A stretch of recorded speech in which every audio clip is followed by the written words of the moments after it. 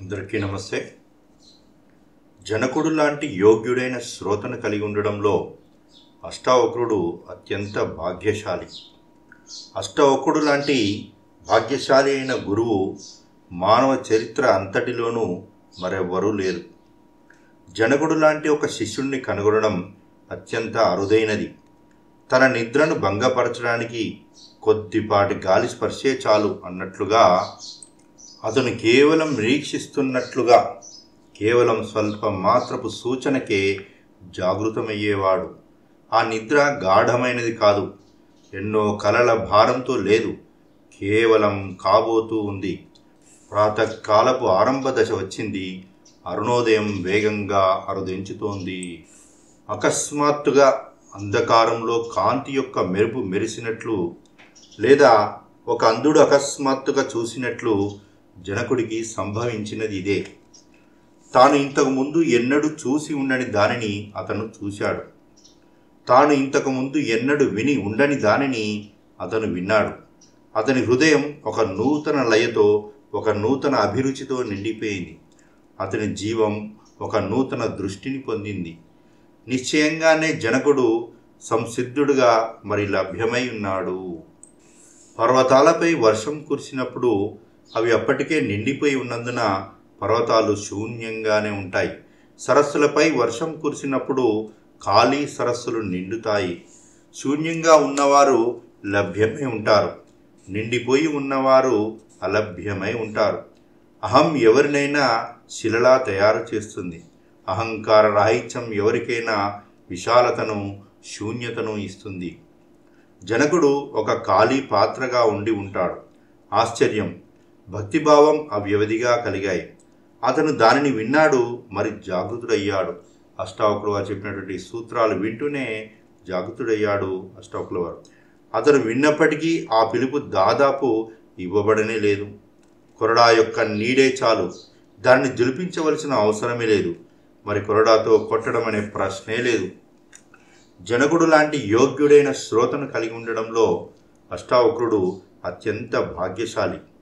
అష్టావక్రుడంతటి భాగ్యశాలి అయిన గురువు మానవ చరిత్ర అంతటిలోనూ మరెవ్వరూ లేరు. జనకుడు లాంటి ఒక శిష్యుణ్ణి కనుగొనడం అత్యంత అరుదైనది. తన నిద్రను భంగపరచడానికి కొద్దిపాటి గాలి స్పర్శే చాలు అన్నట్లుగా అతను కేవలం నిరీక్షిస్తున్నట్లుగా కేవలం స్వల్ప మాత్రపు సూచనకే జాగృతమయ్యేవాడు. ఆ నిద్ర గాఢమైనది కాదు, ఎన్నో కలల భారంతో లేదు, కేవలం కాబోతూ ఉంది. ప్రాతకాలపు ఆరంభ దశ వచ్చింది. అరుణోదయం వేగంగా అరుదించుతోంది. బౌద్ధ జాతక కథలలో ఒక వృత్తాంతం ఏమిటంటే, బుద్ధుడు జ్ఞానోదయం పొందినప్పుడు అతను 7 రోజుల పాటు మౌనంగా ఉన్నాడట. బుద్ధుడు అనుకున్నాడు, నన్ను అవగాహన చేసుకోగలిగిన వాళ్ళు నేను మాట్లాడకపోయినా కూడా నన్ను అవగాహన చేసుకోగలరు. మరి నన్ను అవగాహన చేసుకోలేని వాళ్ళు నేను ఎంతగా వివరించినప్పటికీ అవగాహన చేసుకోలేరు. కనుక ఉపయోగం ఏమిటి? నేను ఎందుకు మాట్లాడాలి? నిరుపయోగంగా నన్ను నేను శ్రమకు గురి చేసుకోవడం ఎందుకు? మేల్కొనడానికి సంసిద్ధతతో ఉన్నవారిని ఏదైనా మేల్కొల్పగలదు. వాళ్ళ కోసం పిలవవలసిన, మరి అరవవలసిన అవసరం లేదు. ఒక పక్షి తన పాటను పాడుతుంది. వృక్షాల మధ్య నుంచి ఓ పవనం వీస్తుంది, అది చాలు. మరి అది జరిగింది. లావోడ్జు ఒక వృక్షం కింద కూర్చొని ఉన్నాడు. ఆ వృక్షం నుంచి ఒక ఎండుటాకు రాలింది. మరి వృక్షం నుంచి ఎండుటాకు రాలడాన్ని చూస్తూ అతను జ్ఞానోదయాన్ని సిద్ధించుకున్నాడు. ఆ ఎండుటాకు అతని గురువు అయ్యింది. అతను కేవలం సకలాన్ని వీక్షించాడు. ఆ ఎండుటాకులు అతను తన జననాన్ని చూశాడు, అతను తన మరణాన్ని చూశాడు. ఆ ఎండుటాకు యొక్క మరణంలో సకలము మరణించింది. ఒకరోజు అతను కూడా ఒక ఎండుటాకులా రాలిపోతాడు. ప్రతిదీ అంతమైపోయింది. బుద్ధుడికి అదే జరిగింది. బాటపై ఒక అస్వస్థుడైన వృద్ధుడిని చూసినప్పుడు అతను అఘాతానికి గురయ్యాడు. మరి అతను ఒక శవాన్ని చూసినప్పుడు అతను అడిగాడు, ఈ మనిషికి ఏమి జరిగింది? అతని రథసారథి చెప్పాడు, మీకు మరి ప్రతి ఒక్కరికి కూడా అదే జరుగుతుంది. ఒకరోజు మృత్యువు వస్తుంది అని చెప్పాడు. బుద్ధుడు అన్నాడు, అయితే రథాన్ని వెనక్కు మళ్లించు, మరి నన్ను ఇంటికి తీసుకువెళ్ళు. ఇక వెళ్లేందుకు ఏ తావు లేదు. మృత్యువు సమీపిస్తుంటే కనుక జీవితానికి ఏ అర్థమూ లేదు. దహనం గావించడానికి వీధుల వెంట మోసుకెళ్ళబడే మృతదేహాన్ని మీరు చూశారు. మీరు కూడా బాట పక్కన నిలబడి ఉన్నారు. మరి ఒక్క క్షణం సానుభూతి చెందారు. మరి మీరు అని ఉంటారు, ఈ దీనుడు మరణించాడు. ఎంతటి దుఃఖకరమైన విషయం. అతను ఇంకా యువకుడే. అతను యవ్వనవతి అయిన తన భార్యను మరి పిల్లలను వదిలిపోయాడు. ఎంత విచారకరం. ఆ మృత వ్యక్తి పట్ల మీరు జాలిపడ్డారు. మీ పట్ల మీరు ఏ జాలిని అనుభూతి చెందలేదు. మరణిస్తున్న వ్యక్తి మీ మృత్యువు యొక్క సందేశాన్ని తీసుకువచ్చాడు. ఈరోజు అతను పాడపై మోసుకుపోబడుతున్నాడు. రేపు లేదా మరునాడు మీరు పైకెక్కించబడి మరి మోసుకుపోబడతారు. దాని పక్కన నిలబడి మీరు అతని పట్ల సానుభూతి చెందుతున్న విధంగానే మీకోసం సానుభూతి చెందుతూ ఇతర ప్రజలు కూడా దారి పొడవునా నిలిచి ఉంటారు. మీరు ఎంత నిస్సహాయులుగా ఉంటారంటే మీరు కనీసం వారికి ధన్యవాదాలైనా చెప్పలేరు. వారు వెంబడి వెళుతుండగా మీరు చూసే ఆ మృతదేహం మీదే. ఇక్కడ ఇంత స్పష్టంగా మరి అర్థం కావాలని సత్యాన్ని అని ఇంత క్లియర్గా ఓషో గారు అక్కడ ఒక ఉదాహరణ రూపంలో వివరిస్తున్నారు. దారి వెంట వెళుతున్న శవాన్ని చూసినప్పుడు అతడిపై ఏ జాలి చూపిస్తున్నావో ఒకరోజు నీ దేహం కూడా ఆ పాడపై కట్టవేయబడుతుంది. మరి జ్ఞానాన్ని త్వరగా పొందు అని ఇక్కడ వివరిస్తున్నాడు. మీకు కళ్ళు, దృష్టి, గాఢత, ప్రగాఢమైన ఎరక ఉంటే కనుక అప్పుడు ఒక మనిషి మరణించినప్పుడు సమస్త మానవాళి మరణిస్తుంది. మన జీవితం అర్ధరహితమైనది అవుతుంది. బుద్ధుడు సకలము పరిత్యజించాడు, మరి వెళ్ళిపోయాడు. కానీ అతను జ్ఞానోదయాన్ని పొందినప్పుడు అతను అనుకున్నది ఏమిటంటే, ఎవరైతే జాగృతుడవబోతున్నాడో అతను ఎలాగైనా జాగృతుడవబోతున్నాడు. అతనిని ఎవ్వరూ జాగ్రత్త పరచకుండానే ఆ వ్యక్తికి ఏ సాకు అయినా సరిపోతుంది. జాగృతుడు అవ్వబోతున్న వాళ్ళు ఎలాగో జాగృతులవుతారు అని ఇక్కడ చెప్తున్నాడు. కానీ ఇంకా ముందు వెళ్ళవలసిన విషయం ఉంది, చూద్దాం. ఒక జెన్ సన్యాసిని బావి వద్ద నుంచి నీటిని మోసుకొస్తున్నట్లుగా ఆమె కర్ర విరిగిపోయి మరి ఆ కుండలు కింద పడి పగిలిపోయాయని చెప్పబడుతుంది. అది ఒక పౌర్ణమి రాత్రి. మరి ఆ నీటి కుండల్లో చంద్రుడు ప్రతిబింబిస్తున్నాడు. కావడి కుండలను భుజంపై మోస్తూ ఆమె ఆశ్రమానికి తిరిగి వస్తుంది. మరి ఆ కుండలలో చంద్రుడి యొక్క ప్రతిబింబాన్ని వీక్షిస్తోంది. ఆ కుండలు పడిపోయాయి.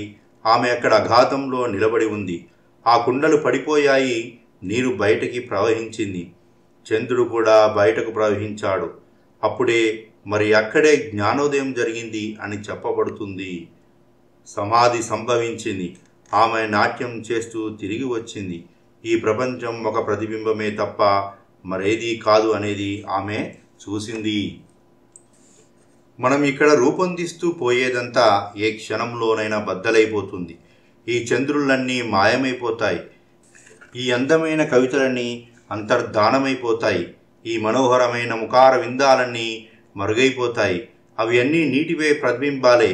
ఆమె దీనిని చూసింది. అంతా అంతమైపోయింది. బుద్ధుడు అనుకున్నాడు, ఉపయోగం ఏమిటి? నేను ఎవరితో మాట్లాడతాను? జాగృతులవబోతున్న వాళ్ళు నేను లేకుండానే ముందు వెనుకలుగా జాగృతులవుతారు. ఇది కేవలం స్వల్ప కాలానికి సంబంధించిన ప్రశ్న. మరి జాగృతులు అవ్వాలనుకోని వాళ్ళు నేను అరచినా మరి కేకలు పెట్టినా కూడా వాళ్ళు కేవలం దొర్రుతారు. మరి తిరిగి నిద్రలోకి జారుకుంటారు. వాళ్ళు తమ కళ్ళను తెరిస్తే కనుక వాళ్ళు కోపంతో చూస్తారు. మరి అడుగుతారు, నువ్వు నా నిద్రను ఎందుకు భంగపరుస్తున్నావు?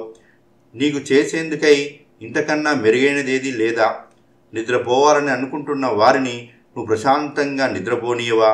నేను గాఢ నిద్రలో ఉన్నాను, మరి నన్ను మేల్కొల్పడానికి నువ్వు వెంట వచ్చావు అని. మిమ్మల్ని పెందలడకన నిద్రలేపని మీరు ఎవరితోనో చెప్తారు. మరి అతను మిమ్మల్ని మేల్కొల్పినప్పుడు మీకు కోపం వస్తుంది. మీరు అతనికి చెప్పారు, నేను రైలును అందుకోవాలి, నన్ను పెందలకడ 4ంటికి నిద్రలేపు.